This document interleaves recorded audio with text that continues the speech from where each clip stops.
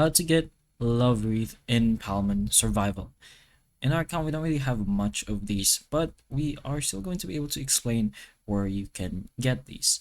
So one of the main ways you could get these love wreaths is directly in your daily quests.